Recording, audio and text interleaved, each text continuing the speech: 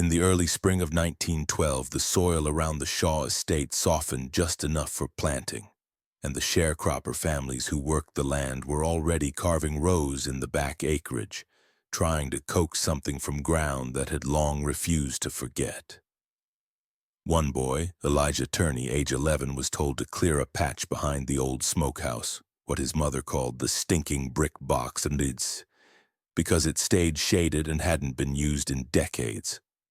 The place had no roof left, only slumped walls with iron brackets hanging like broken wrists, and the smell, they said, had outlived memory. Elijah brought a borrowed shovel, barely taller than his chest, and set to work pulling weeds and turning the dirt just wide enough for beans. The shovel clinked too soon, not against stone or pipe, but something curved and pale, half swallowed by the earth. He scratched at it with his fingers, thinking maybe a broken handle or ox skull, until more pieces rose up around it. A rib. Then 3. Then a length of narrow femur, hollow and light like driftwood. He didn't scream. He just stopped moving, suddenly aware of how quiet the air had gone around him. No birds, no mule sounds from the edge of the pasture, no wind even. Just the smell, sweet rot and dry chalk, and the strange way the sun seemed to pull back rather than shine down. When Elijah brought the bones to his mother, she beat him for touching what should stay buried and made him return them to the hole. But he didn't bury them all. He kept one, a knuckle small and round as a walnut, and hid it beneath the loose brick behind their stove. That night he didn't sleep. Neither did his younger sister, who said someone had been walking behind their shack after moonrise, stopping near the stove, breathing too slow to be wind. Within days, Elijah was sick. First a rash along the backs of his knees, then fever, then muttering in his sleep. He spoke in threes, his mother said, always threes, 3 names, 3 knocks, 3 turns of something no one could see. She burned his bedding, slapped camphor across his chest, and begged the preacher to bless the smokehouse, but no one would go near it. Not since the estate's owner had died strange in the head and was buried under no marker, no service, just thrown in a ditch near his old well. That house had stayed empty since 1872, windows like sockets, shutters like teeth, smokehouse door chained closed with a rust the color of dried liver. The county deputy came once, mostly to quiet talk. He stood over the hole and poked the dirt with his boot, claimed it was probably hog bone. Said boys saw all kinds of things when they didn't eat right. But one surveyor, a colored man brought in from Macon, took one look and went pale. He wouldn't say anything to the deputy, but to Elijah's mother he whispered that those weren't hog bones, not hog, not deer, not possum. That's a child's collarbone, miss. That's a child. He left before nightfall and never came back. The field behind the smokehouse was left alone after that. Grass grew over the half-dug trench, and the old building sank deeper into itself. But the smell returned with every storm, wet brick and copper. Elijah's sister later said she found her doll's head cracked in half one morning, and inside the hollow plastic was something that didn't belong. Something smooth, yellowing, too real. By summer's end, their mother packed what they had and left the land altogether. What no one noticed then, and wouldn't see for years, was how shallow the burial had been. How the bones hadn't been stacked but arranged, each one nestled like it was being displayed. And nearby, pressed flat beneath a stone tile with a carved spiral no one understood, was a button. A child's button. Sewn through with black hair. There were no markers, no names, no official reason for the Shaw Estate's smokehouse to be sealed all those years. But what Elijah Turney found that spring would mark the beginning of something the county could no longer deny. Not once more bodies were found. Not once the blueprints were uncovered. Not once the first name resurfaced, written backward, in ink that hadn't faded. In the years after the war, when Georgia's back roads were more ash than clay, the county clerks were ordered to rebuild what had burned: land deeds, labor contracts, church rosters, school enrollments, all rewritten by hand, line by line, from memory and second-hand affidavits. Among these papers sat a series of ledgers labeled Shaw Orphan Labor, 1865-1868, entries noted in a sharp, slanted hand with peculiar regularity. Every name recorded in pairs, each pair followed by a dash and a number, always between 19 and 23. No one questioned the pattern. Elias Shaw had been a northern doctor who stayed after Sherman's march, a man of means who bought a plantation estate for almost nothing and offered to rehabilitate war-touched miners, children of lost battalions, burned homesteads, and vanished lines. He registered 33 miners with the Freedmen's Bureau in 1866. 33 names, 33 signatures, 33 orphans he took into his care. He was praised in northern papers for his moral generosity, even as his neighbors muttered that none of the children were ever seen in town, not even at the summer fairs. When pressed, Shaw explained that the children were light-sensitive and undergoing treatments, often reclusive in disposition. The records showed them employed, not as students but as workers. Brick molding, soap rendering, stitching, cobbling, all within the estate perimeter. But in 1867, without announcement or notation, the names of 19 children vanished. Not just from Shaw's ledger, but from the entire county record. Payroll logs showed payments made for only 14 that fall. The local schoolmaster's roll book had once listed the full 33, most by mirrored names like Asa Asa, Lem Amel, or Nairb. By winter, only 14 remained. The others had been scraped off the page, not crossed out, removed, as if the ink had never existed, as if the paper had never borne their weight. Even the census sheets filed months earlier were altered. The children's ages adjusted downward, their months of arrival changed. 19 children had simply unhappened, not buried, not relocated, not adopted, just erased. And when the registrar in Macon noticed the anomaly, requesting follow-up from the Bureau's local liaison, his request was returned with a redacted memo bearing one name, underlined 3 times. Dr. Elias Shaw. No explanation, no investigation, just a warning scrawled in the margin. Facility deemed compliant. Do not re-inquire. What followed was silence, not absence but precision. The Shaw estate began to submit revised reports with tighter language. Units productive, behavior compliant, subjects responding to recalibration. The children were no longer referred to by name, not even the 14 that remained. The language shifted. The tone went clinical. The ledgers became more diagram than diary, filled with measurements, chest diameters, pulse intervals, hours of wakefulness, average meals consumed. Some of the numbers were outside known medical norms. One entry noted, Pair 4, exhibited cross-respiratory pattern at 3:07 a.m., monitored until merge reflex declined. Another, Pair 7, auditory bleed occurred during flash response trial, removed from primary group. These weren't work logs. These weren't school reports. These were something else, something colder, something trying to prove a theory no one had asked. By 1870, even the remaining names were dropped from public rolls. The estate, while still registered as an orphan rehabilitation center, listed no individuals, only quantities, only organ terms.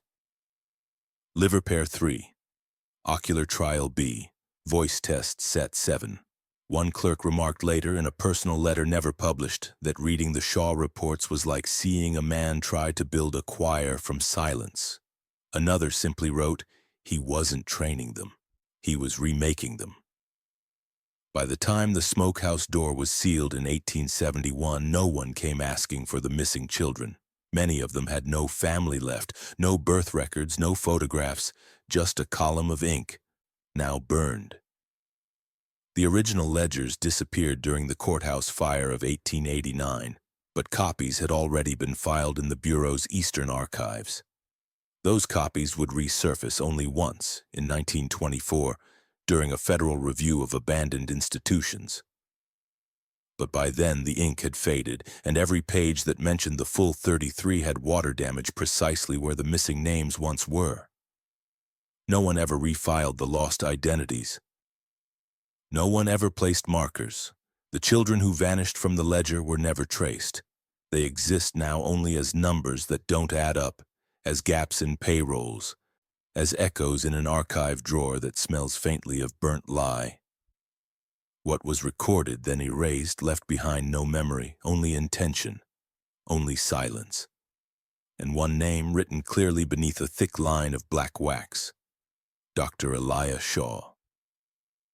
Dr. Elijah Shaw arrived in Georgia in the spring of 1865, weeks after Appomattox, wearing the uniform of a Union field surgeon and carrying a leather trunk that never left his side.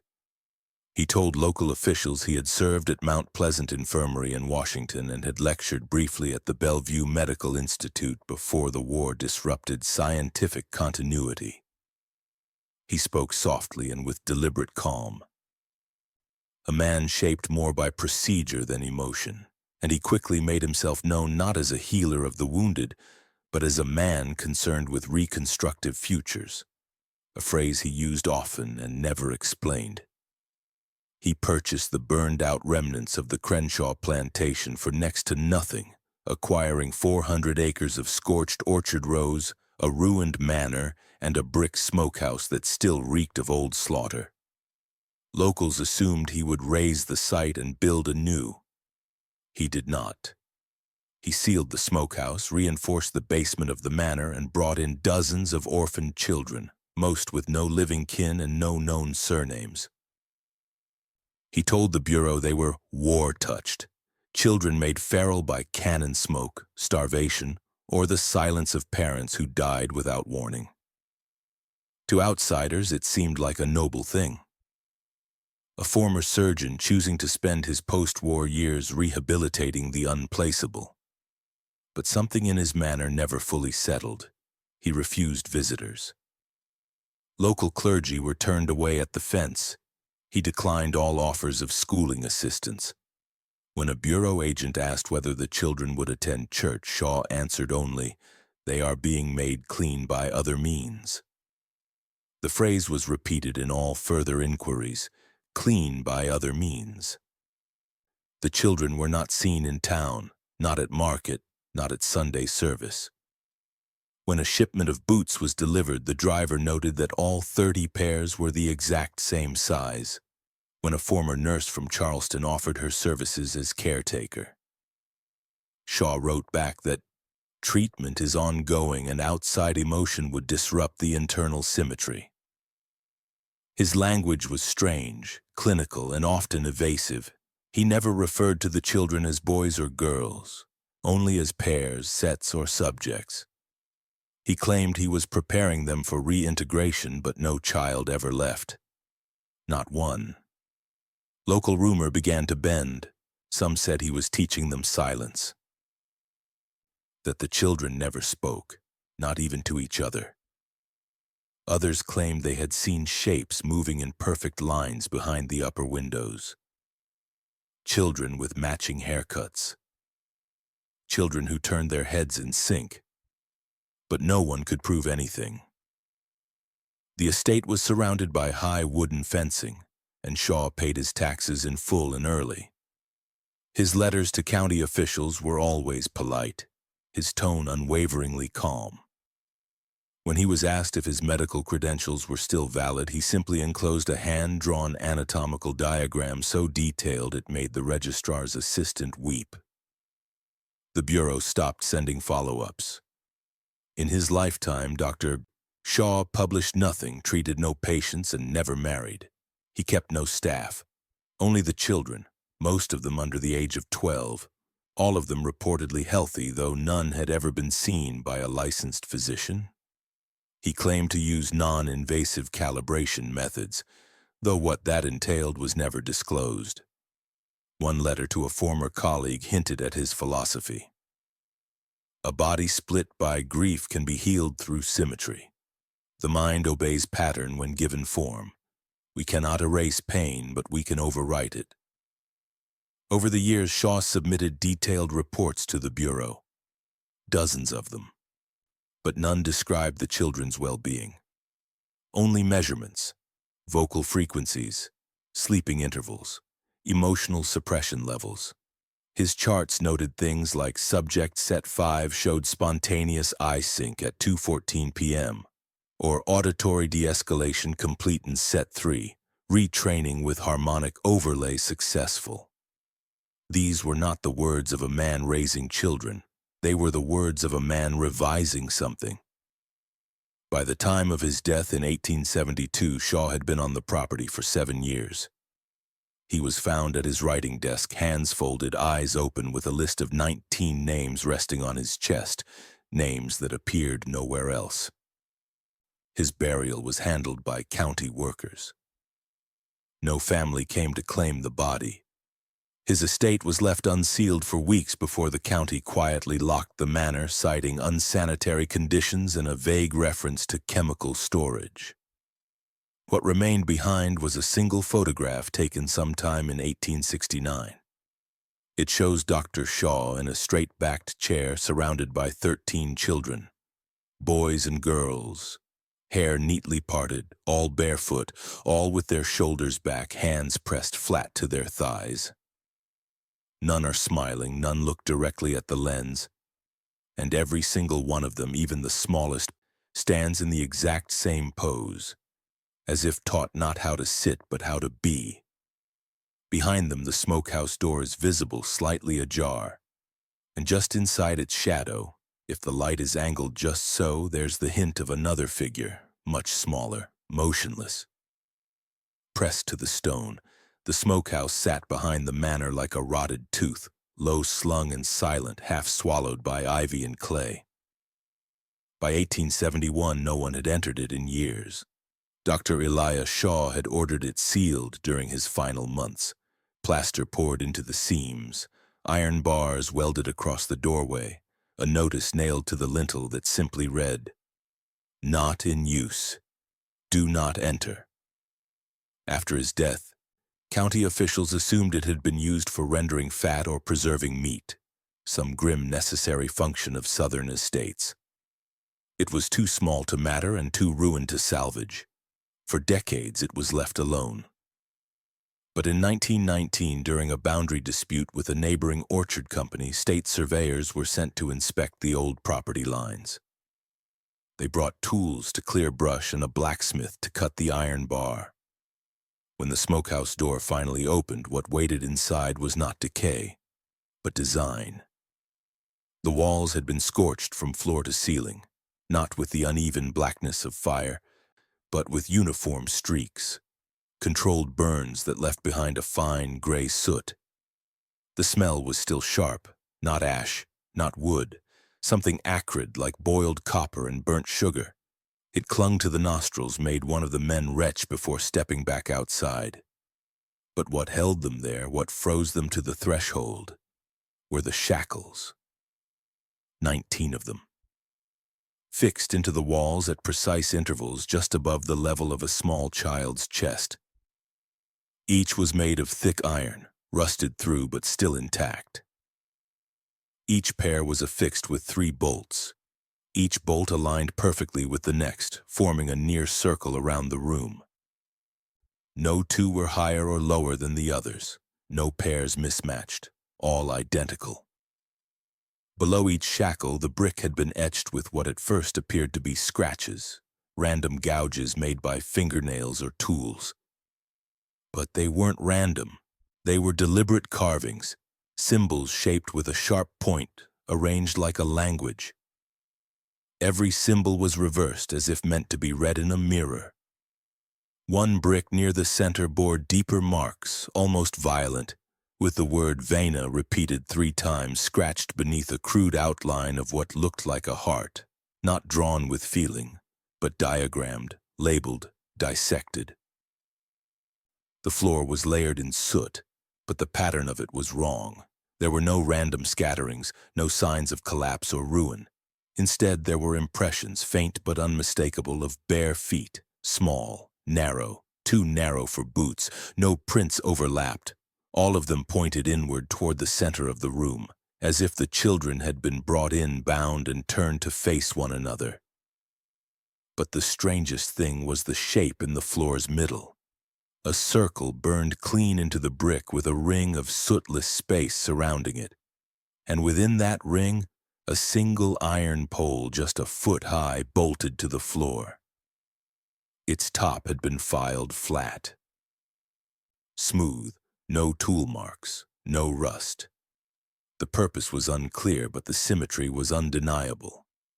When questioned, local elders recalled strange sounds from the estate long ago, low moaning, the ringing of metal, chanting not in English. One woman said she remembered seeing blue light in the woods behind the house once, in the late 1860s. She was told not to speak of it. Others claimed the smokehouse had always been wrong, that it wasn't used to smoke meat, but to burn the soul out. These were stories dismissed as old fear, but they stayed, clinging like the smell inside. After the survey, the door was sealed again, this time by the state. No charges were filed, no investigation pursued. The findings were quietly documented, photographed, and archived, but not destroyed. Years later, a researcher named Edith Prentice reviewed the photographs. She noticed the symbols weren't nonsense. They were anatomical terms, Latin derivatives, reversed and mirrored, just like a doctor would write on tracing paper for transfer. One carving read cerebrum, another femora. Others matched parts of the ear, the throat, the spine. 19 terms, 19 pairs of shackles, 19 small footprints. The room had not been a smokehouse. It had been a laboratory of silence. Not to treat disease, but to witness something. To see if pain could be patterned, if structure could replace memory, if the soul could be redrawn. What remained was stone. What stayed behind was the shape of absence. And what no one could answer was why one of the shackles, the last on the left wall, was never used. Its bolts were clean, its ring unbroken. As if the 19th child had never arrived, or worse, had been saved for last. In 1902, a woman was admitted to the Bellwether Sanitarium under the name Liddy Jane Bowers. She was 36 years old by appearance, but had no official birth certificate, no known next of kin, and no recorded place of origin. She was found half-conscious at a church doorstep in Baldwin County, Georgia, barefoot and clutching a child's sock folded into quarters. When spoken to, she did not respond with names or history, only fragments, numbers whispered in looping rhythm. 7 lungs, 19 pairs, 19 again. Her hands stayed folded over her stomach at all times, even while sleeping. When nurses tried to bathe her, she screamed without words and tore the curtain rod from the wall to wrap around her neck. She would not say her own name, but repeated numbers until her breath ran dry. At night, she murmured sequences in reverse. 310, 212, femur, femur, femur. Doctors diagnosed her with hysteria complicated by wartime trauma, but her body bore no scars, no evidence of beatings or starvation. Instead, they found a series of faint, symmetrical bruises along her wrists and ankles, shaped not like restraints but like rings.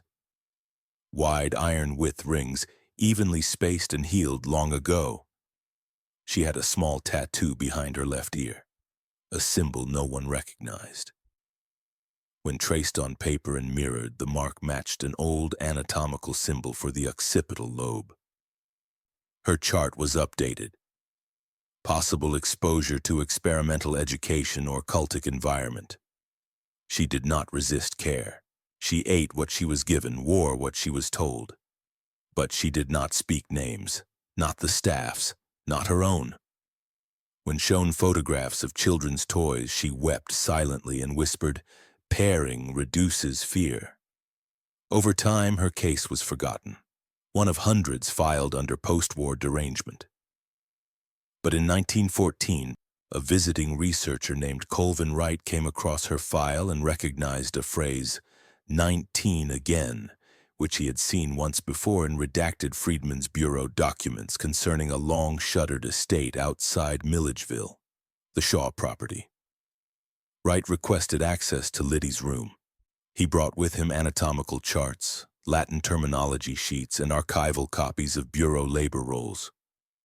She looked at none of it, but when he left a sheet with the word pulmones written backward, she pressed her forehead to the paper and whispered, 7 lungs, 4 complete, 2 twins.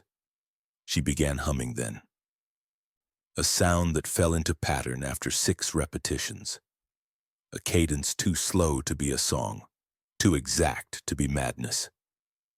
Wright pushed deeper. He traced her name back through court filings, parish logs, anything that could link her to the Shaw children. He found a shipping manifest from 1866 listing one L.J. Bowers, age unknown, relocated by wagon from Fort Harker to Shaw Orphan Workhouse. One of the original 33. Her age matched, her initials. And if his math was right, she had been 12 at the time of her arrival, the right height, the right blood type. He returned to Bellwether with one last artifact, a page recovered from the personal effects of Elias Shaw, locked in a brass trunk found beneath the estate's floorboards. On that page, drawn in ink so fine it looked printed, was a diagram. A child's height, a child's weight, blood type, O, eye color, hazel. Next to it, a list of organs, each marked with a number, 7 lungs, 3 livers, 2 full spinal columns, 19 total organ sets. At the bottom of the page, the notation read, "Merge incomplete, recalibration required." When Liddy Jane Bowers was shown the diagram, she placed her hand flat against it, then began to rock. She said no names, no cries, just one phrase repeated with the cadence of breath. He tried to make one, from many, 19 to 1, but we were wrong pieces. Then silence. She would not speak again. She died in her room in winter, hands folded over her abdomen as always. Beneath her mattress, orderlies found a strip of cloth ripped from a hospital sheet. On it, written in soot or blood, were the symbols for brain, lung, and hand, reversed and paired, each line drawn twice. Her autopsy revealed nothing abnormal, no medical reason for her death, but her lungs were oddly scarred, as if they had once been removed and then reattached. The attending physician wrote, "The damage pattern is not surgical. It's mimicked, like a child copying diagrams with dull scissors." Her records were sealed for decades. But one copy of the organ diagram remained in Colvin Wright's files, paired with a single note. She remembered the pattern, but not herself. He believed she had survived something more than cruelty. He believed she had survived calibration. What remains now are whispers, numbers, and one preserved sock that bore the initials of a child never born, never buried, but measured all the same. It wasn't found until 1956, nearly a century after the last child vanished. The Shaw Manor, long shuttered and reduced to a skeletal husk of brick and bramble, was scheduled for demolition by a regional development board. A preservationist named Ruth Elkins was allowed to photograph the interiors before the site was leveled. Most of what she found was ruin, collapsed rafters, mildew-blackened plaster, and walls clawed by time and heat. But in the attic, where the air was dry and oddly untouched, she found a cedar chest bolted to the floor. Inside lay a single folded quilt, dustless, untouched, still smelling faintly of lye and old sugar. The quilt was large, heavy, and irregular in pattern. Its backing was made from what looked like muslin undergarments, cut and re-stitched, Its top, however, was something else entirely. There were 19 panels, each distinct, each bordered in dark thread, the edges sharp as scripture. At first glance, they resembled flowers or geometric designs. But Ruth, who had studied anatomy in college, recognized the truth almost instantly. These weren't patterns, they were systems. One showed the entire vascular network in crimson thread, veins branching outward with precise symmetry. Another revealed the skeletal form, vertebrae carefully stitched, ribs counted and labeled with faint slashes. One panel was devoted to the nervous system, with tiny silver threads marking nerve endings across the hands and spine. Another depicted the eye, cross-sectioned and dissected, with the optic nerve drawn downward like a stem. Each panel was a study in anatomy, not artistic but methodical, not imagined but learned. In each corner of the quilt, initials had been stitched in thread so faded it was nearly invisible. Some repeated LJB, CCW, NM, while others stood alone. 19 panels, at least 14 distinct sets of initials, several names marked twice. And one corner bore nothing but a symbol, a reversed triangle intersected by a line. The same mark later matched a drawing from Shaw's recovered trunk, placed beside the term integration incomplete. At the quilt's edge, the border was stitched not in floral trim but in words, tiny, deliberate lettering tight as type. Latin, anatomical, some reversed, others mirrored. The terms cerebellum, trachea, liver, and cochlea, stitched beside phrases like repetition forms structure and remove what fails. This was not a memorial, it was a doctrine, but it was the center panel that silenced Ruth. Beneath a black-stitched X in thread that had faded to a dull rust, a phrase ran across the panel in straight, unwavering lines. The body is the gospel if you read it right. Surrounding the words was a crude form, neither male nor female, built from fragments. 2 hearts, 1 full ribcage, a left arm slightly larger than the right, a head with no face, stitched only with a spiral where the mouth should be. No eyes, no ears. But 19 stitched dots surrounded the figure, equidistant, as if orbiting the center. It was not a child, it was not an adult. It was a composite, a stitched theology. Ruth reported the quilt to the local archives board, who took photographs but declined to preserve it, citing damage and symbolic ambiguity. She kept it wrapped in muslin for 2 years before donating it quietly to a private museum. They never put it on display, but one curator who cataloged the panels by number noted that each body system was incomplete, missing one key organ, as if removed deliberately. The vascular panel had no lungs. The skeletal lacked a left scapula. The nervous system had no fingers. But added together across all 19 panels, the absences filled the shape of one complete child.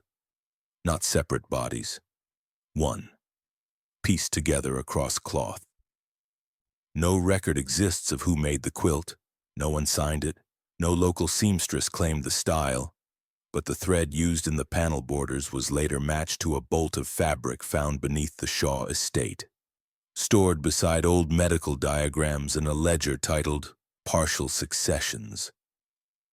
It wasn't meant to comfort, it wasn't meant to warm, it was instruction, a ritual rendered in cloth. What disturbed Ruth the most wasn't the quilt itself.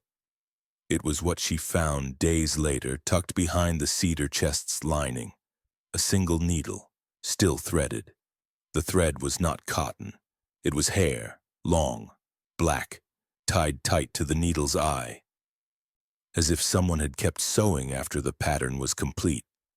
Or worse, had planned to keep going. What the quilt held was not memory, it was process. And the message it left, stitched in silence, echoed the truth behind every vanished name. The body was never a child to him. It was a manuscript. And he was still editing, In 1865, the first official school census after the war listed 33 orphan children enrolled under the Shaw Education Initiative, a federally subsidized program run privately on Shaw's estate. Most counties filed their lists by surname and age, but the Shaw roll was different, typed neatly, without birth dates or guardian information, and submitted by Dr. Eliah Shaw himself. The names raised no alarm at the time, but they sat strangely on the page. Many appeared to repeat. Boys named Asa and Asa, twins listed as Lem and Mamel, a girl named Narb beside one called Brianna. At first glance, they seemed like clerical errors or poor record-keeping, untrained children repeating names backward when asked. But the formatting was too consistent. Every mirrored pair sat side by side, always grouped in twos, and for every mirrored set there was often a third child listed alone, without a match. Those unmatched names were odd too. One boy listed only as Cherider. One girl simply called Hale. These weren't standard Southern names, they bore no ties to local families. And when church baptismal logs were reviewed, none of these children appeared. Not a single christening. Not a single confirmation. In fact, local clergy later testified that Dr. Shaw declined all invitations to have the children baptized, claiming they were already in process of cleansing. That phrase repeated itself across multiple rejections, in process of cleansing. When pressed, he elaborated that traditional rites were symbolic distractions from real purity. He argued the children were being repaired through reflection. No one pressed further. His standing with the Bureau made him difficult to challenge, but families nearby began to whisper. The Caldwell boy, who lived just 3 houses down from the estate's west edge, said that sometimes in the evenings you could hear the children reciting, not songs, not lessons, but their names, spoken forward then backward, in flat, breathless rhythm. Asa, Asa, Lem, Mamel, Brianna, Narb, over and over, always in pairs. The boy's mother said she once saw them through the trees standing in a ring, arms held straight to their sides, repeating those syllables like a litany. She told her son, "If he ever calls you by your name backward, don't you answer. That's how he knows which part of you to take." The mirrored names weren't just coincidence. Later examination of Shaw's early lesson plans, recovered from a rust-stained trunk sealed in pitch, revealed exercises in self-erasure, writing one's name until the letters reversed naturally, walking in mirrored patterns, drawing one's own face with no features. Students were encouraged to refer to themselves not by identity but by assigned position. The terms Pair 1A, Form Set 3B, and Reflection 4C appeared repeatedly in what should have been lesson journals. One marginal note written in Shaw's precise hand read, "When mirrored naming becomes unconscious, ego separation begins. Good. Repeat until voluntary silence." Several of the children's names appear in no other record, not birth logs, not shipping manifests, not even the orphan registries kept by federal agents. It's as though they were constructed rather than inherited, built, not born, given not names, but functions, to confuse identity, to split memory.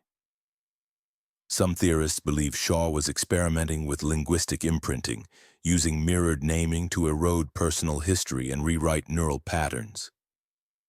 It was a method of unmaking, dressed as care. Only one name ever crossed back into public record, Asa.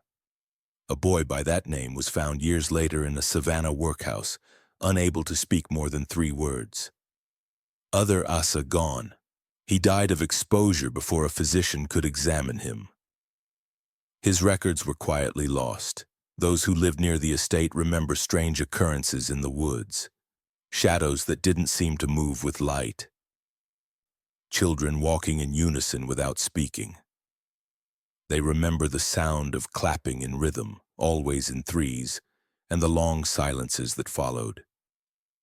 The Shaw children were never seen in the village, but sometimes at dawn their footprints would appear in mirrored paths near the roadside, always in pairs, one set leading in, one set leading back out, facing the same direction.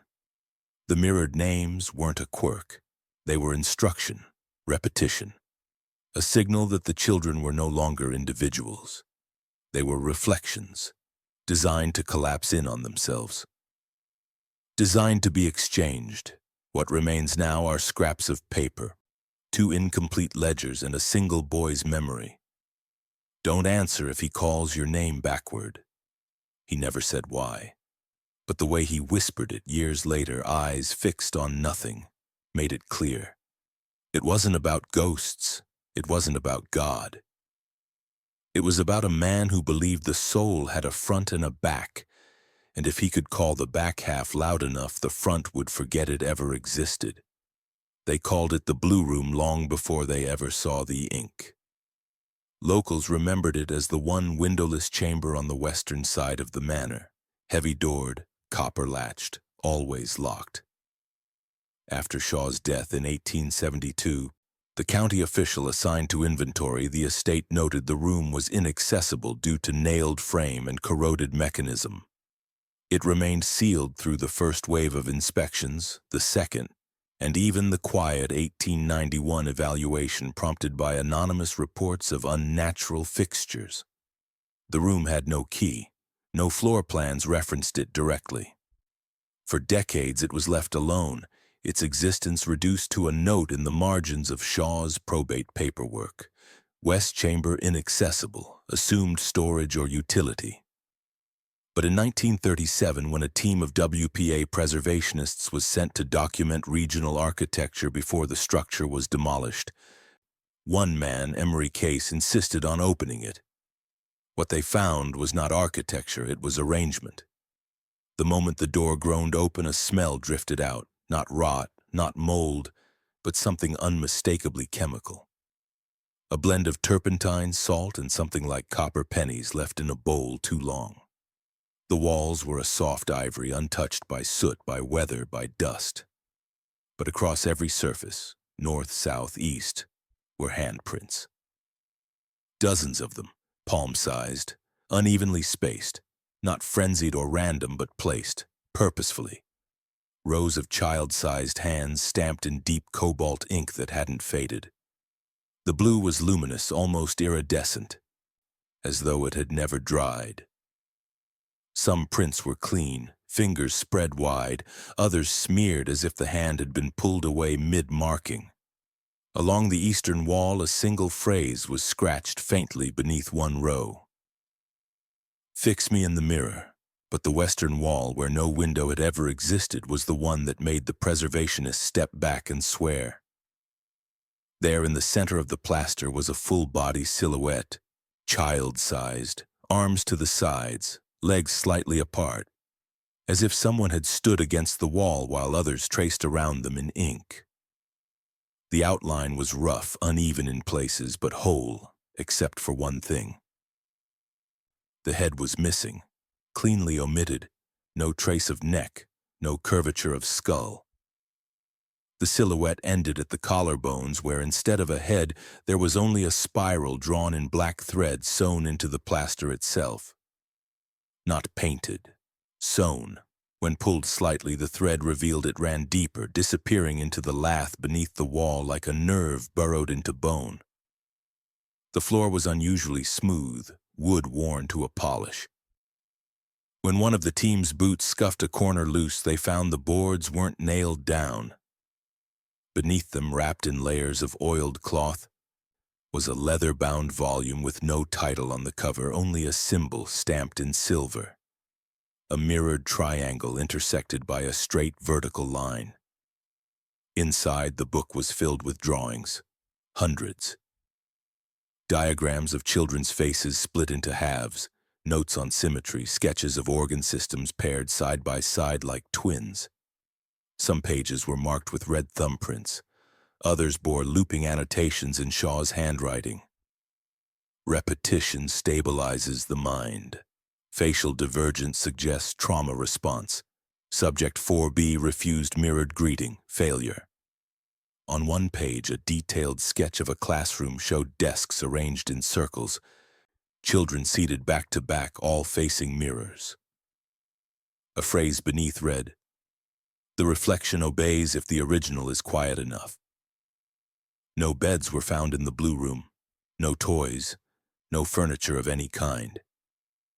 But pressed into one corner was a pile of muslin rags, stained dark blue.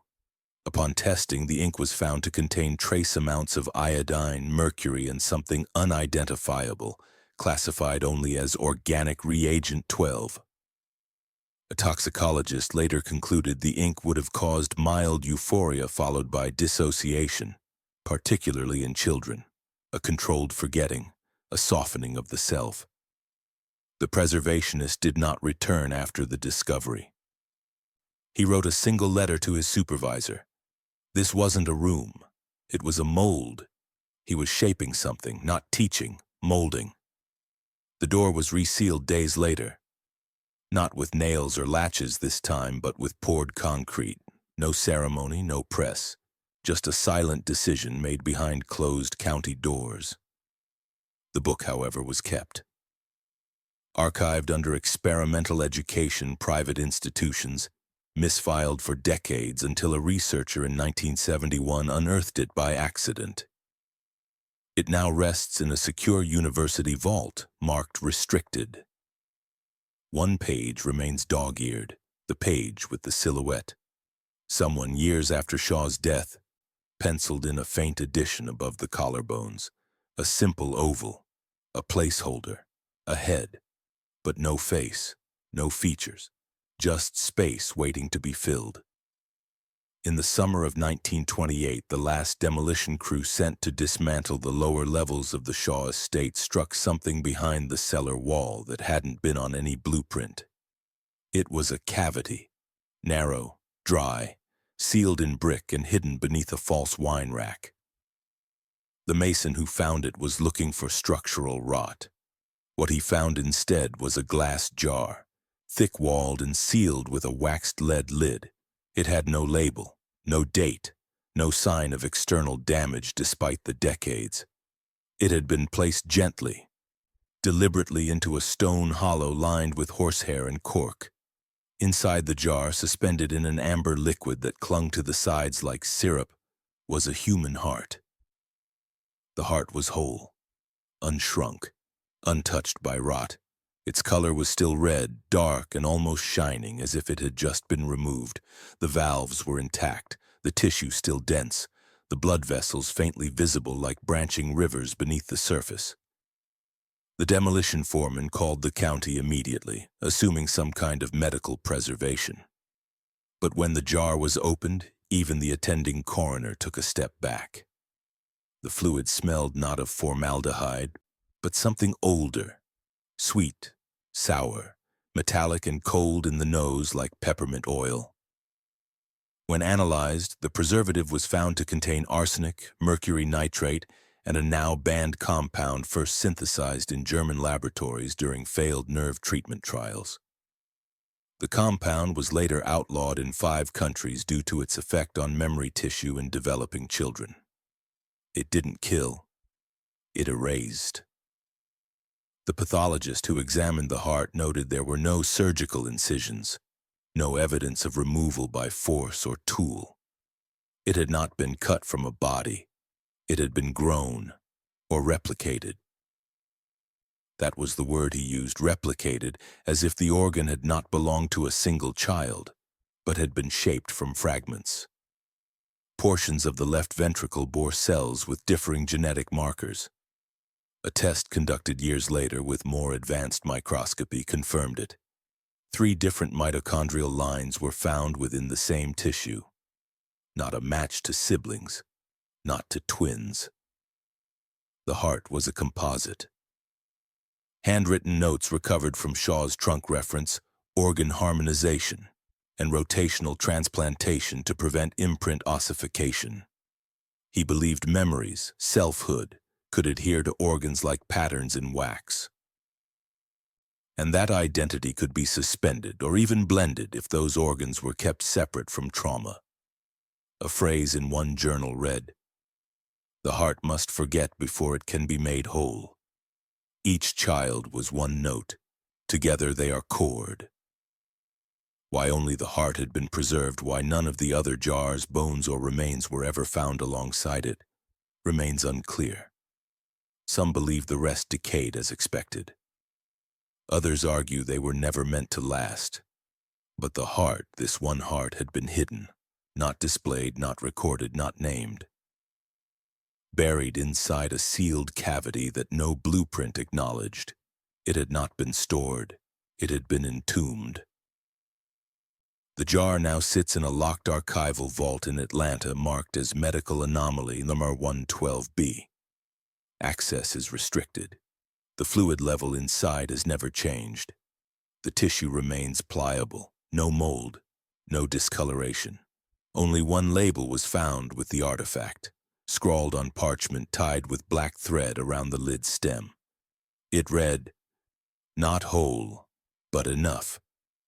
The phrase repeats in another place, on the final page of Shaw's manuscript, beneath a crude sketch of a child with one eye larger than the other, no mouth, and a heart drawn outside the chest, hanging mid-air.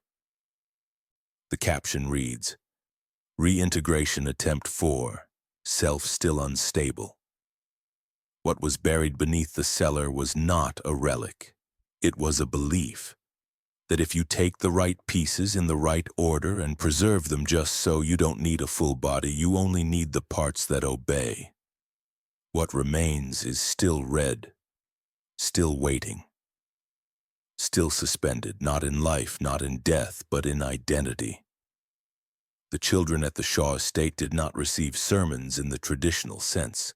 There was no scripture read aloud, no hymns, no fire and brimstone from the pulpit. But every Sunday, just after the sun reached its peak, they were brought into the west parlor. Barefoot, silent, and paired in mirrored lines. There they were seated cross-legged in a circle around Dr. Elijah Shaw, who stood in the center not as a preacher, but as something colder, something exact. He never spoke, not once.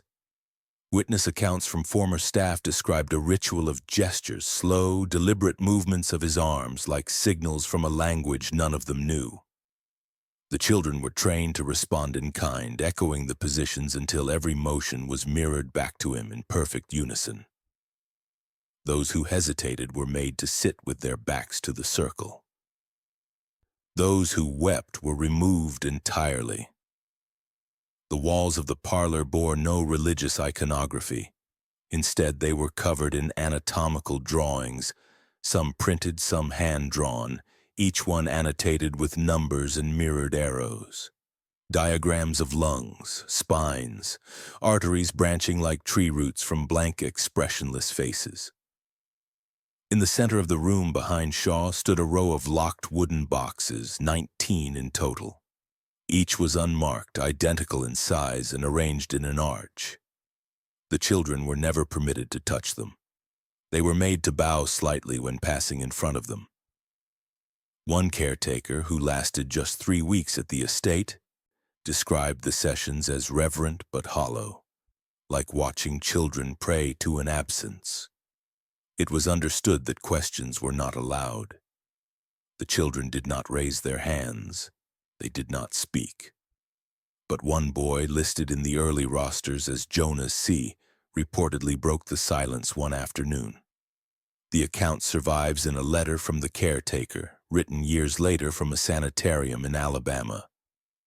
According to her, Jonah had been the most advanced in mirror training, able to replicate Shaw's gestures before others had even seen them.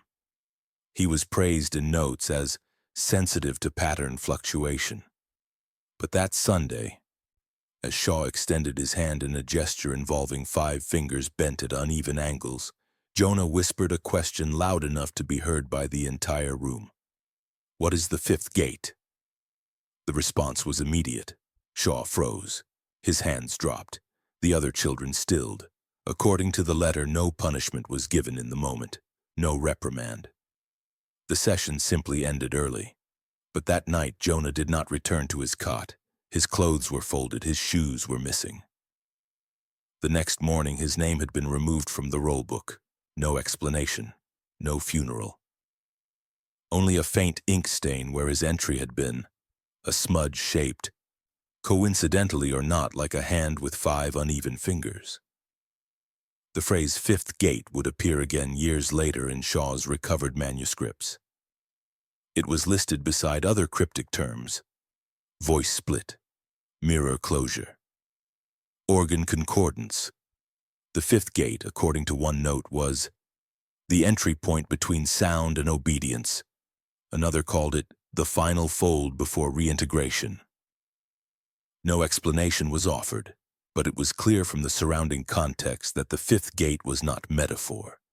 It was process, a stage, and for a child to ask about it out loud was an unforgivable fracture in Shaw's structure. In 1941, when the estate's last physical contents were catalogued, the boxes from the parlor were finally opened. Each one contained a single set of children's clothing, folded, labeled, and pressed flat. A small cotton shirt, a shoe with a cracked sole, a skirt stitched with initials. Every article was sewn with a date, not a birth date, not a death date, but the date they were last seen. 19 boxes, 19 dates, 19 silences.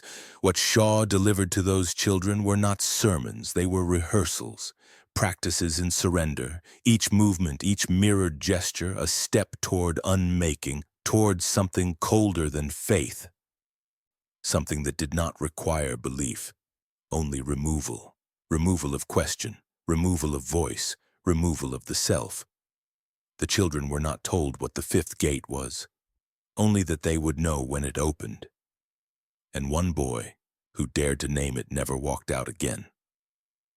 By the time investigators returned to the Shaw estate in the 1980s, the smokehouse had long since collapsed inward, leaving only 3 walls and a sagging roofline to mark what it once was. But the foundation still held, and beneath it, under the stone threshold and compacted dirt floor, was a layer of fine gray-black ash that clung to the air like a warning. For years, rumors had swirled about the room with the shackles, the inked carvings, the scorch marks too symmetrical to be accidental. Yet no one had ever sifted the floor. Until soil analysts from the Georgia Historical Forensics Project were granted limited access for preservation sampling. What they found was not ash from wood, it was bone dust. The results arrived in fragments, each more disturbing than the last. Calcium phosphate levels were unnaturally high, exceeding the output expected from any single cremated human body. But not enough for 19 distinct skeletons, not enough for full remains, but too much, far too much, for just one. The chemical signature was unmistakable: charred organic compounds consistent with human bone, trace elements of mercury and collagen vapor residue trapped in the sediment layers. One forensic analyst said quietly off record, "He burned them together, mixed, layered, not like a burial, like a blend." The pattern of the ash told its own story. The highest concentrations were not spread randomly, but formed a shallow ring just inside the wall perimeter, exactly where the shackles had once been mounted. Samples taken from beneath each fixture site showed slight but measurable traces of fingernail, tooth enamel, and hair protein, as if the bodies hadn't been burned in a heap, but in place, bound upright one by one and reduced where they stood. And at the center of the floor, where the clean, burned circle had once marked something unspoken, the ash grew thinner. Not absent, but disturbed, pressed, like something had once been dragged through it, low and heavy. But the most chilling discovery came at the far corner of the room, near the broken foundation seam. While clearing rubble to collect deeper layers, a worker uncovered something lodged in the clay, small, brittle, and partially mummified. A human foot, child-sized, shriveled but still intact. tendons shrunk against the bone like sinew-wrapped twine. The skin was not charred. It bore no signs of fire. In fact, it showed the opposite: preservation. The toes were curled inward. The heel curled tight, as if it had braced against something while the rest of the body had disappeared. There was no sign of the leg, no femur, no joint, no fragments of pelvis, just the foot, whole, alone. Anatomical experts later concluded that the foot may have been severed before the burning began. The tissue along the ankle showed linear compression, not tearing. More like clamping than cutting. More like removal for exclusion. The question was not why it had survived. The question was why it had been spared. Among the recovered files from Shaw's personal archives was a chart labeled Retention. It listed body parts with small notations. Eye, optional. Lungs, partial. Heart, preserved. And under one final entry, foot, control, external marker. No further explanation. What remained of the ashes was gathered and placed into 17 separate archival urns. Not enough for 19 children, but more than enough for one. Each urn now sits in the Georgia Anthropological Archive labeled Shaw Smokehouse Residue Composite Human. One analyst, when asked how many children she thought had been burned there, paused before answering. "That's the wrong question." Then she said, "It's not how many died. It's how many he made from what was left." Whatever happened in that room wasn't simply incineration, it was subtraction. A ritual designed to remove identity, fuse memory, and erase individuality until only the desired fragments remained. What rose in smoke was not a soul, it was a calculation. And what didn't burn, the foot curled in frozen resistance, was a refusal. A peace that would not surrender. A quiet reminder that somewhere something still remembered where it had been made to stand. In the winter of 1962, during excavation for a new water line just beyond the tree line that bordered the old Shaw property, a crew struck what they believed was an abandoned well cap. Beneath the rusted metal plate, buried under nearly 4 feet of packed soil and cedar roots, they uncovered a long crate, military in appearance, but unmarked except for a weather-worn label that read medical glassware. Handle with care. The crate had been buried purposefully, its edges wrapped in oilcloth and sealed with waxed rope. The knots tied in precise surgical loops. The lock was ornate, cast in brass and engraved with the words, "Reconstitution Attempt Number 3. No one on site understood what that meant. Not yet. When opened, the crate did not contain glassware. It held bones. They were arranged in rows, clean and white, but not as full skeletons. The remains had been sorted by type, as if part of a study. 7 full spinal columns, neatly coiled like serpents. 4 sets of clavicles, matched and labeled with paper tags pinned through the bone. 3 pelvic girdles, one with infant-sized femurs still fused at the socket. There were no skulls. None, until the bottom layer. There, wrapped in a blue cloth, was a single child's skull. Small, smooth, encased entirely in a thin mold of lead with only the sockets and nasal bridge exposed. A mouthless mask.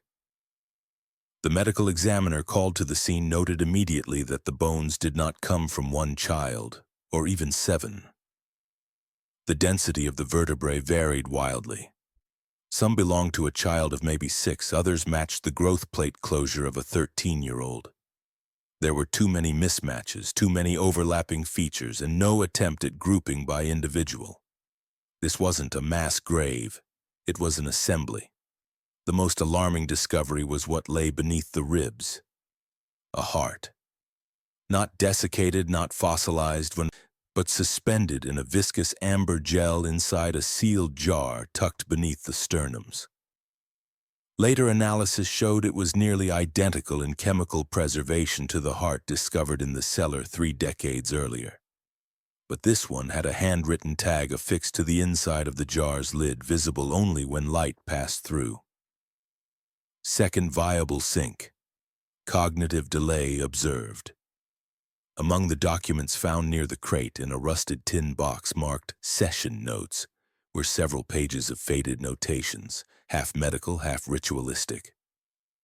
Phrases such as spine must precede vessel memory, skull disruption halts synchronization, and vocal cavity omissions on stillness appeared over and over. The diagrams showed outlines of composite figures, arms of different lengths, legs aligned by stride, not bone structure.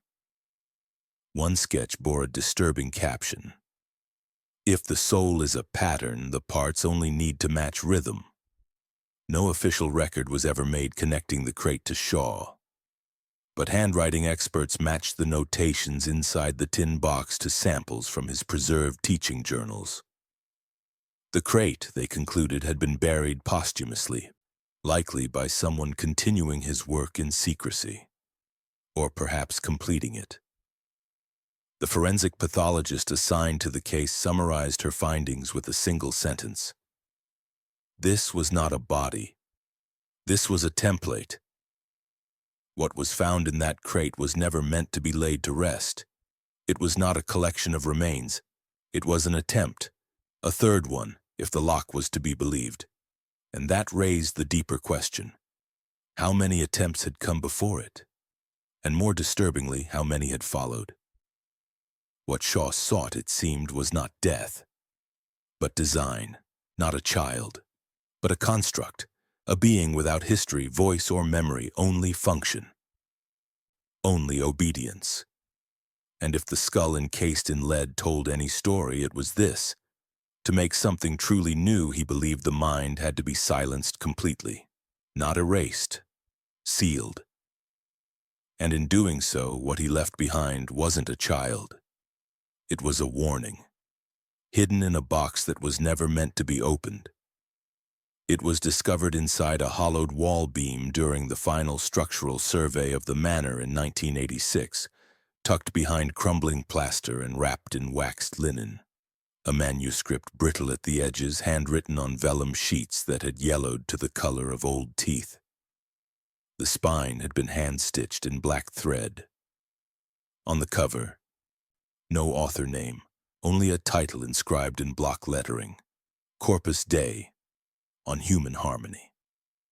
At first, archivists believed it to be a forgotten medical treatise, perhaps from Shaw's years of formal study. But as the pages were turned, slowly, carefully, what emerged was not science. It was doctrine. The opening passages spoke in cold certainties. Nature errs in division. Multiplicity weakens function. Harmony requires unification. From the start, Shaw rejected the notion of the individual child as sacred. He described the body as an unfinished symphony, each child a single note, incomplete, unsatisfying. But together, if the right pieces were selected and aligned, a complete composition could be achieved, not symbolically, not emotionally, anatomically. Across 123 pages, Corpus Dei laid out Shaw's philosophy of what he called reintegrative anatomy. In his worldview, trauma did not fracture the mind. It revealed its partitions. Children made empty by grief, as he described them, could be repurposed. Shaw theorized that the body's parts, lungs, kidneys, segments of spinal cord, did not carry identity on their own. But when arranged with complementary fragments, they formed something new, something beyond personality, beyond memory. He called it the harmony body, a structure without contradiction. Detailed diagrams followed, not of procedures but of configurations. One illustration showed 3 children's hearts connected by a looping artery drawn in red ink. Another mapped 19 partial brains, each shaded differently, overlaid like transparent slides to create a composite cortex. Next to it, a note read, "Cognitive blend viable at threshold 4, language centers require quieting." Shaw dismissed pain as an obstacle. Emotion, he claimed, was a residue of fragmented design. Silence was a sign of progress. In one particularly disturbing passage, he wrote, "When the child stops speaking, the body begins listening." Throughout the manuscript, there were references to the fifth gate, previously whispered in testimonies now defined. It was not a place, but a threshold in the process, reached only when the original ego had been fully extinguished. To cross it, Shaw believed, required a complete cycle of unmirroring, the systematic removal of reflection from the self.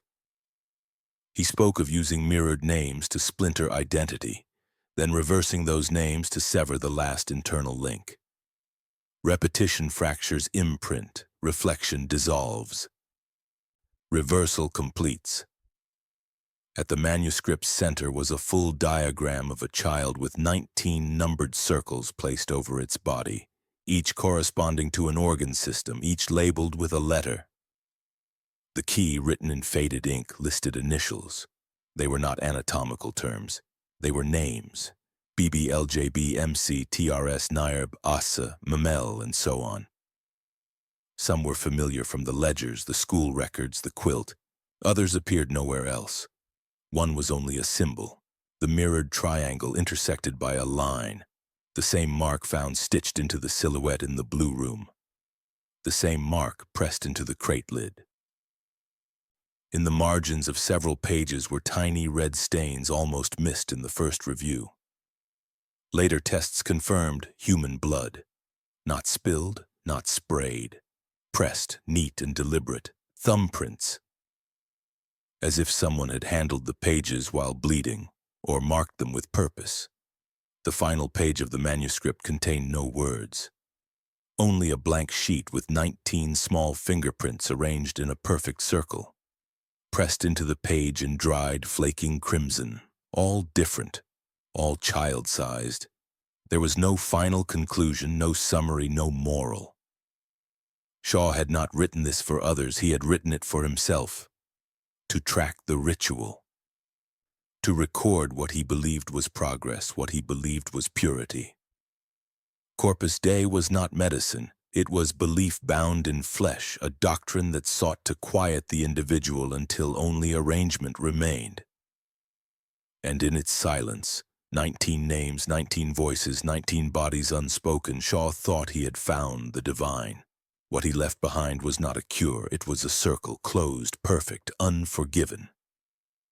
In 1974, after decades of rumors, scattered findings, and quiet refusals to engage, a joint federal review board finally issued a ruling on the Shaw estate. It was classified as a site of institutionalized human experimentation. The language was cautious, clinical even.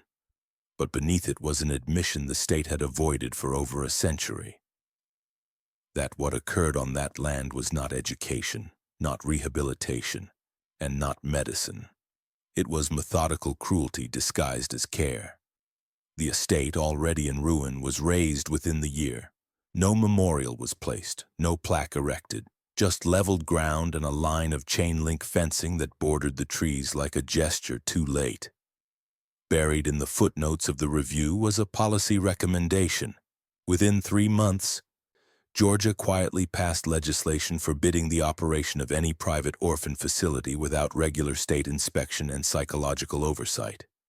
The law did not mention Shaw by name. Most residents had never heard of him. But administrators understood. The law was not about prevention. It was about not repeating what had already happened. Several of Shaw's recovered artifacts, ledgers, anatomical drawings, and fragments of Corpus Dei were sealed under federal archive restrictions. Requests to view them have been denied on the grounds of psychological risk. The fingerprint circle remains unpublished. The preserved heart is kept in a temperature-controlled vault labeled only by number. No remains were ever positively identified, no family ever contacted. The names, if they were real, exist only in ledgers no one will read aloud. Final reflection. Evil did not howl on the Shaw land. It did not wear horns or brandish rage. It whispered in diagrams, in posture, in silence. Not a single scream was recorded, only pages, only stitching, only absence.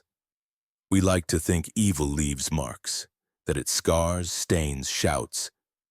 But sometimes it leaves nothing.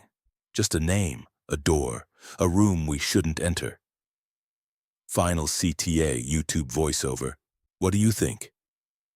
Was this a warped scientific delusion or something worse?